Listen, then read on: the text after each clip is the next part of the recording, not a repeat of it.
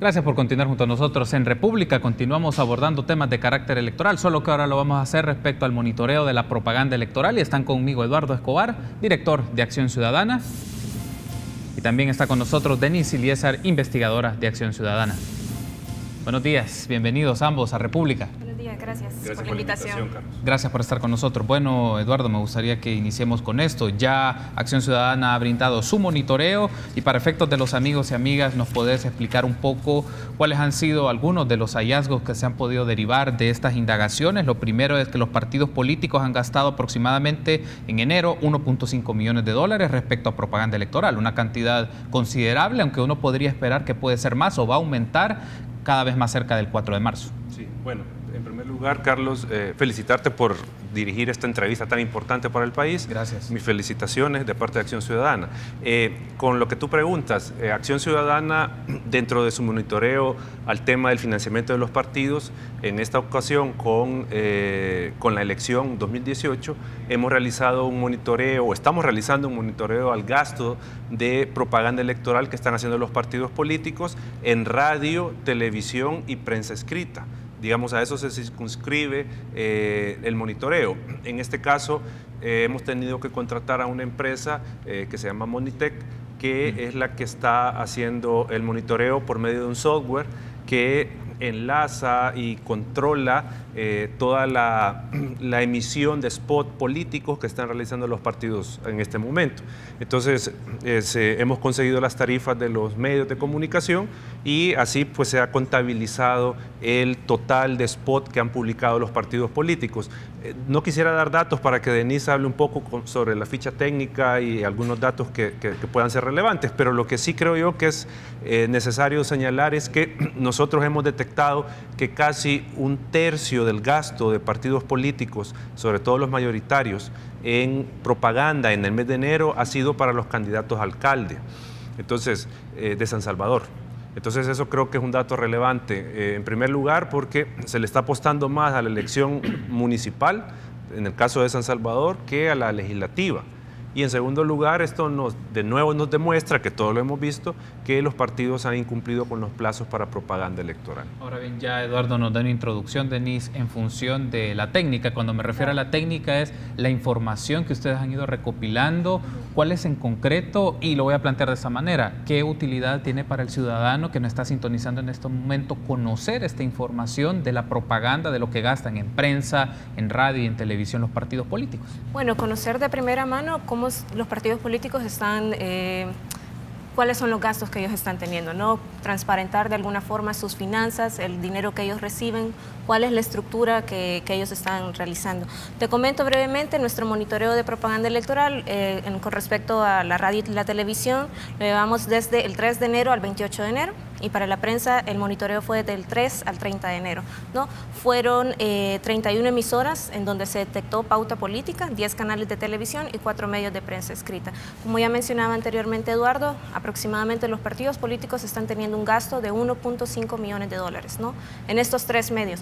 Obviamente no hemos monitoreado otro tipo de propaganda como vallas publicitarias, electrónicas, MUPIs, redes sociales, banners, propaganda que vemos en los autobuses o en los automóviles también, pero creemos que es un dato considerable para ser el primer mes de la campaña electoral. Uno de los aspectos que también aparece aquí, Denise, es que no hay igualdad de condiciones. Obviamente Arena y el FMLN son los que más gastan y con el primer dato del monitoreo es el FMLN el que ha gastado más. ¿Es así, Denise? Así es, así es. El partido político que más ha gastado hasta el momento es el partido FMLN. Ok, ahora bien, Eduardo, este tema de la igualdad de condiciones, porque en un esquema democrático, la expectativa democrática es que todos tengan las mismas oportunidades de acceso a los medios de comunicación, a la televisión, a la radio, pero no necesariamente se ve así porque los partidos más fuertes son los que más invierten, por ende son los que más plata tienen. Sí.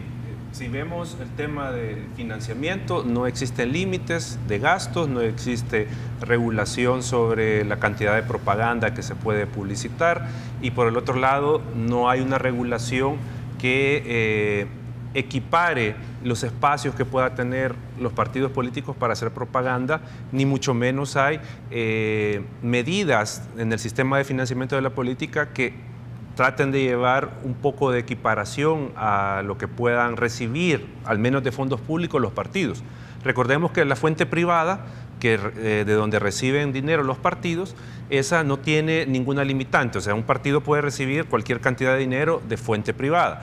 En el caso de la fuente pública, tenemos un sistema exclusivamente basado en la fuerza electoral del partido. Es decir, le dan dinero a los partidos según los votos, pero no hay un criterio de igualdad en el sentido de dar una parte del financiamiento público de forma equitativa a todos, como por ejemplo sucedía en México. Antes de la reforma, de la última reforma, el 30% del financiamiento público se daba por igual a todos los partidos y el 70% se daba en función de los votos. Entonces eso obviamente no pone en las mismas condiciones a todos los contendientes y lo vemos reflejado en los gastos que han tenido hasta este momento los partidos. Obviamente los mayoritarios son los que llevan el mayor pastel, la mayor parte del pastel de gasto. Ahora bien, Eduardo, el asunto acá es cómo se pueden dar garantías para los ciudadanos que la información que ustedes están obteniendo, que se le piden a los partidos, es una información veraz. Casi siempre los partidos han sido muy renuentes. Bueno, ustedes como Acción Ciudadana han estado insistiendo sobre esto, pero ¿qué tanto vamos ganando en veracidad de la información que los partidos están ofreciendo sobre ese tema? Bueno, nosotros lo que estamos realizando es cotejando con la información que le dan al Tribunal Supremo Electoral. Digamos, esa es como una forma de cruzar información. Por eso hemos solicitado información al Ministerio de Hacienda sobre el financiamiento que declaran los partidos que han recibido, donaciones, aportaciones, y ese es el mecanismo. Entonces, por eso nosotros insistimos por varias fuentes de tener información para tratar de corroborar la veracidad. Y por eso estamos haciendo el monitoreo de propaganda, del gasto. Porque un partido puede reportar, por mencionar algo, que en este año ha recibido $1 millón y nosotros podemos encontrar que casi $1 millón ha gastado en propaganda en la televisión y en la radio. Entonces, ahí esas cifras como que no concuerdan mucho, porque entonces el partido no realizó meeting, no puso vallas publicitarias, no dio promocionales. Entonces, el monitoreo está en función de eso, de alguna manera tener un elemento más de análisis para que el tribunal, por ejemplo, Supremo Electoral, pueda verificar la congruencia entre lo que los partidos reportan como ingresos y lo que reportan efectivamente como gastos. Esto, Denise, del monitoreo que ustedes están realizando, en principio podría constituirse en un proyecto o en algo que el mismo Tribunal Supremo Electoral podría desarrollar. Lo menciona el Tribunal Supremo Electoral, entre sus competencias jurisdiccionales y administrativas tiene mucho trabajo, pero en el tema de monitoreo, ¿qué tanto le resulta clave, como menciona Eduardo, al tribunal disponer de esta información para temas de sanciones o particularmente para tener claridad quiénes están gastando más y tratar de ofrecer oportunidades a otros? Me parece que sí. Yo creo que el tribunal debe, este tipo de informes creo que son totalmente funcionables para el tribunal, para que pueda observar una rendición de cuentas, ¿no? ¿Qué es lo que los partidos políticos están realizando y cómo lo están realizando a la vez, ¿no? Entonces... Sí. Hay un asunto, perdón, sí. le dejo terminar la idea. No, le dejo terminar la idea. Dale. Bueno, a ver, hay un asunto entonces, Denise, por eso le preguntaba, porque en qué medida el Tribunal Supremo Electoral también tiene contacto con las organizaciones que ofrecen esta información. No solo es el hecho de que como organizaciones de sociedad civil se ejerce Contraloría, también se puede apoyar a la instancia, a la máxima instancia electoral de este país en el tema del financiamiento, porque ha sido una de las insistencias de diferentes expresiones organizadas. Yo creo que eso sería lo ideal, ¿no? Yo creo que el trabajo que realizan varias organizaciones, que el tribunal pueda tener esta información. Sabemos que muchas veces existe un límite en los recursos que pueda tener la institución, pero creemos que este tipo de trabajos, y no solamente lo que hemos hecho ahorita del monitoreo de propaganda, sino también lo del sistema de financiamiento, como fue también el proceso de democracia interna, que las elecciones de los partidos políticos son instrumentos que ayudan al tribunal a realizar una mejor labor. Ahora bien, teniendo la lectura panorámica de este monitoreo que han hecho, Denise, se preguntan, bueno, ¿es tan efectivo el tema de la insistencia en propaganda electoral de los partidos políticos? Pareciera ser que dentro de sus estrategias es de cajón, pero ahora están apareciendo otras modalidades y las redes sociales. Sé que no ha sido parte del monitoreo, pero un acercamiento que pueden tener. Bueno, le hemos dado seguimiento a estos medios tradicionales de divulgación, pero también las redes sociales se están volviendo ahora algo cotidiano. Totalmente, o sea, realmente la propaganda electoral se está diversificando, ya no nos quedamos con los medios tradicionales, radio, prensa y televisión, ya nos estamos yendo a redes sociales, MUPIs, vallas publicitarias, vallas electrónicas, y hay propaganda por todos lados. Obviamente en este mes se va a observar una mayor propaganda.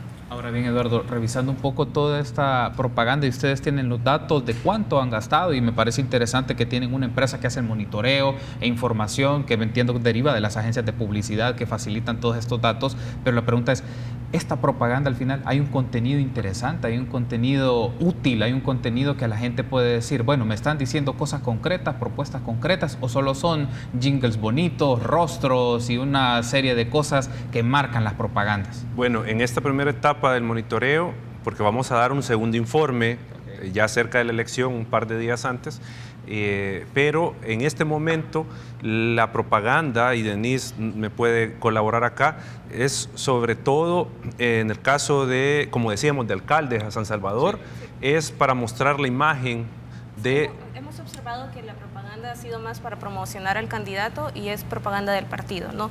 Cuando vemos propaganda de candidatos, hablamos, y lo comentábamos con Eduardo, se trata una propaganda más de quién es la persona, no tanto de una propuesta electoral, qué es lo que va a realizar, qué propone, cuáles son los cambios, no, al menos hasta este momento. Habría que esperar este mes cuáles son las propuestas concretas que tienen los candidatos para que la población pueda elegir. Es más que todo posicionar al candidato, porque recordemos que tanto el candidato de San Salvador como de Arena y la candidata del FMLN vienen de otra esfera política, vienen de la Asamblea Legislativa. Obviamente son conocidos, no digo que no, pero los están tratando de posicionar en la órbita de la gestión municipal. Entonces la propaganda ha ido insistentemente sobre eso, sobre ¿Quiénes son ellos? Quiénes son y no tanto qué han hecho. Y han sido propagandas más, tal vez para despertar la emotividad del votante, los sentimientos del votante, porque estamos viendo en un caso cómo son sus relaciones familiares, estamos viendo en el otro caso de dónde viene la candidata. O sea, ese tipo de propaganda es la que ha, en este caso, predominado en este primer momento de monitoreo que hemos hecho nosotros. Es decir, básicamente es posicionar la personalidad, identificar a una persona con la cual se pueden la gente, los ciudadanos, sentirse identificados. La expectativa Claro. es que sean propuestas mucho más específicas con esto que arranca la campaña, Eduardo. Tenemos en cuenta, claro, pero tengamos en cuenta algo que nosotros le hemos mencionado. Esta propaganda está fuera del plazo de la ley y de la Constitución, sí. O sea, es propaganda ilegal. Entonces, en este caso, se esperaría que ahora que ha comenzado la campaña oficialmente, como ya lo decía Denise, ya los mensajes cambien y sean mensajes de propuestas de la gestión pública que van a realizar de las alcaldías para solucionar los problemas que aquejan a las diferentes comunidades en el área de San Salvador, por ejemplo, y esto lo extiendo al resto del país, ¿verdad? Ha insistido Acción Ciudadana que se deben de hacer ciertas reformas a las leyes derivadas de este ejercicio de monitoreo de la propaganda, para efecto que lo conozcan nuestros amigos de la audiencia. Denise, ¿cuáles son estas reformas que se deben de hacer precisamente para garantizar mayor equilibrio, mayor democracia en el tema de la propaganda? Bueno, quizás ahí uno de los puntos más importantes, creería yo, y volviendo al tema del tribunal, es que los partidos políticos puedan brindar esta información, cuál es la propaganda que ellos van a emitir, ¿no? Que el tribunal tenga en consideración, ok, este tipo de propaganda se va a emitir para que, ¿verdad?, tengan totalmente certeza de cuál va a ser el gasto, ¿no?, al final del día. Sí, es que, digamos, en el tema de la propaganda, hablando solo de la propaganda, nosotros con este monitoreo hemos visto, en primer lugar, que el tribunal no tiene las tarifas que por ley debería de tener. O sea, y esta es una deficiencia en la fiscalización del tema del financiamiento, o sea, en el ámbito de la propaganda electoral, porque recordemos que por ley los partidos, los medios de comunicación deben de enterar al tribunal las tarifas que cobrarán a los partidos políticos en la campaña electoral. Entonces esto el tribunal, cuando nosotros le solicitamos la información, no la tenía completa, solo un par de medios le habían entregado. Entonces ese es un tema, cumplimiento de la ley. Lo segundo tiene que ver con el tribunal, si quiere monitorear efectivamente el financiamiento, que no lo hace actualmente, debe de tener la facilidad de contar, como ya lo decía Denise, con todo el paquete publicitario que van a realizar los partidos en la campaña. ¿Para efectos de qué? Para efectos de que luego puedan contratar una empresa que monitoree la propaganda y tener ya la base de datos a partir de la cual van a comenzar a registrar cuántas veces aparece cada spot. Y eso no sucede. El caso de Guatemala es un buen ejemplo. Los partidos le presentan al tribunal lo que van a publicar en la campaña, por decir 100 spots, tanto de radio, prensa, televisión, por mencionar algo. Entonces el tribunal cuenta con eso y a partir de esa información comienza el monitoreo. Entonces ese es un tema que en el caso del monitoreo de propaganda consideramos que es necesario que se implemente, que se reforme la ley, el Código Electoral, para que se pueda monitorear esta información y el tribunal tener un dato más certero de cuánto están gastando los partidos políticos. Aparece otro tema, no sé si tendrá que ver con esto, ustedes me dirán, las franjas, ¿en qué momento también se puede hacer la propaganda? Porque en esta etapa, en esta coyuntura es casi que indiscriminado en diferentes momentos del día, la tarde, la noche, pero el asunto es, ¿también se puede plantear regular las franjas o los momentos en el día en donde los partidos pueden tener un espacio, Denise? No recuerdo el país, pero me parece que sí. Un país de la región sí se limitaba cuál era la franja en que iban a salir la propaganda electoral de los partidos para que existiera una mayor equidad, ¿no?, al final del día.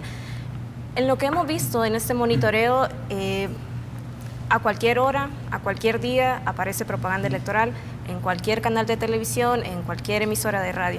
Pero sí sería importante, creería yo, que se establecieran tal vez las franjas donde se va a emitir este tipo de propaganda para que todos los partidos políticos tengan una mayor equidad al final del día. Y no haya un bombardeo indiscriminado de propaganda, porque a esta fecha nosotros, con el monitoreo, con los datos que nos han dado, hemos contabilizado cuánto es en tiempo la propaganda electoral y casi son 5 días y medio de propaganda electoral en enero seguidos. O sea, es decir que usted, quien nos escucha, se sienta lunes, enciende la televisión 24 horas al día, 5 días. hasta el viernes, hasta el sábado en la madrugada, escuchando propaganda electoral.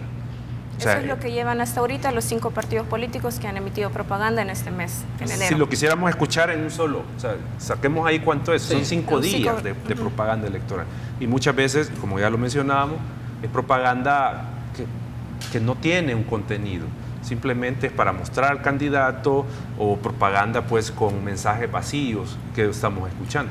Otro asunto acá, y me gustaría tener la postura de Acción Ciudadana, es, bueno, los debates. Se menciona mucho que es una oportunidad que pueden tener los ciudadanos para confrontar, contrastar las propuestas que mencionan cada uno de estos.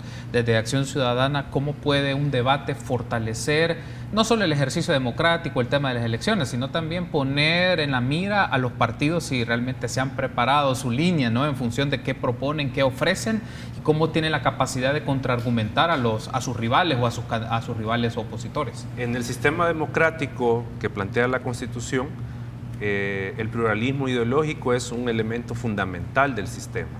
Y ese pluralismo obviamente se expresa en las diferentes ideas, en las diferentes formas de concebir la vida, en concebir la realidad, y obviamente eso nos lleva a que los partidos políticos y sus candidatos tienen una visión de cómo enfrentar las situaciones sociales, cómo resolverlas. Y en esa medida, qué mejor que un debate de estas ideas para ver cuál es la mejor, o sea, para mostrarle al ciudadano, porque esa es la lógica del debate, mostrarle al ciudadano que mi visión de mundo, mi forma de resolver los problemas es la mejor respecto de la otra oferta electoral. Pero esa costumbre, esa forma de pensar o esta forma de hacer campaña, repetimos, no está presente en los partidos políticos, o sea, no es de la cultura política este tipo de ejercicios. Prefieren utilizar los fondos en propaganda electoral, como ya lo hemos mencionado, que en organizar verdaderos debates donde se confronten estas ideas y ahí le den más información al ciudadano y decida, bueno, en realidad esta forma de resolver los problemas de mi municipalidad, por ejemplo, o los problemas del país es la que está más acorde a mis expectativas, pero no es eso, más allá de los espacios que los medios de comunicación dan para que diferentes candidatos puedan argumentar y plantear sus propuestas, pero no hay una cultura de debate en realidad. También hay un asunto, Denise, que es como un riesgo en el tema de las campañas, es las difamaciones. Casi siempre se apela a difamar al contrincante y no necesariamente a votar sus argumentos o sus propuestas. ¿Qué tan necesario es que se vaya fortaleciendo, como menciona Eduardo, una cultura del debate en función de argumentos y no de especulación o de difamación? Pues se trata al final de que la ciudadanía esté informada, ¿no? Cuáles son las propuestas de los candidatos, qué cuáles son las mejoras que se esperan obtener al final del día.